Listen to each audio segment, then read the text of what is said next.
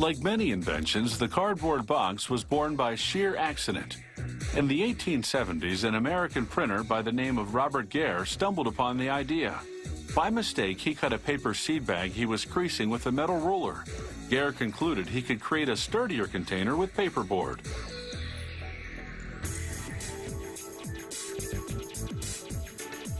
Cardboard boxes come in a wide variety of sizes, shapes, and colors, but most share three basic structural components. One wavy sheet of paper called a flute, sandwiched between two flat sheets called liners. Together, they form what's called a corrugated board. Production starts with a massive roll of partially recycled paper. The width of the paper varies depending on the size of the boxes they're making. The roll feeds a machine called a corrugator. The machine presses the paper between two ridged rollers and blasts it with hot steam. This shapes the waves of the flute. Another roller applies glue to one side of the flute. The glue's main ingredients are water and starch, which won't contaminate fresh produce the boxes may later contain. Next, the machine adheres one liner sheet, and then the other. The waves create an air cushion between the flute and the liner, strengthening the board. For added strength, some boxes have a double lining, 2 flutes and 3 liners. The flutes may also vary in thickness for more or less cushioning. The factory uses partially recycled paper for the flutes because it's more malleable than non-recycled paper. A razor-thin circular saw trims each side. The corrugator machine then cuts the board up to 9 times, depending on the size of the box they're producing. The corrugator's final function is to separate the boards into layers using flexible aluminum tongs called fingers. Workers do a quality control check before sending the boards off for printing.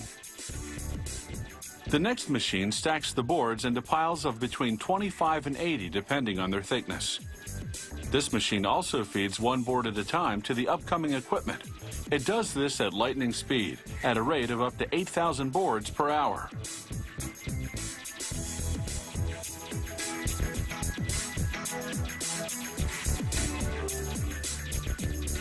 First, the trimmer perforates the boards to create flaps and handles. Rubber sponges cushion the blades so that they cut only the parts they're supposed to. During the trimming, a press condenses the box's overlapping panels to level out their thickness. Workers usually cut the sponges by hand to make sure they fit snugly around the blades. The trimmer runs at a speed of 5 miles an hour, processing up to 90 boxes per minute.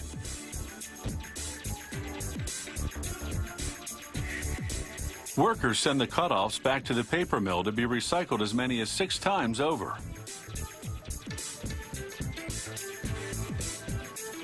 A folding machine now bends them along score lines the corrugator made earlier. It then applies cold glue to the sections that'll join together to form the box. Hot glue if the cardboard is wax coated. The next machine folds over the glued sections. They aren't visible once the box is finished. Another machine stacks the boxes in piles. A separator arm moves the bundles to trays called skids for shipping. The printing of the boxes began in the factory's ink kitchen. A computer-guided dispenser squirts out different shades of ink, following a precise recipe to create a particular color, one of 5,000 in the palette.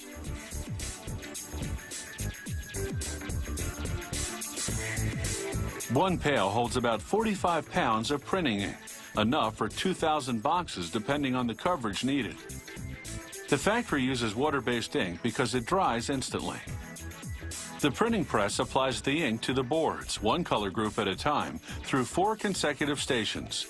This factory uses a flexographic printing system, a process that can print drawings and illustrations.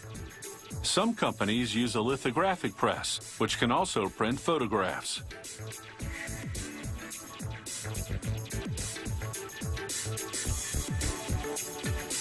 Back on the trimming line, more complicated types of box flaps and handles require what's called a flatbed trimmer. It holds the boards in place with suction while making intricate perforations.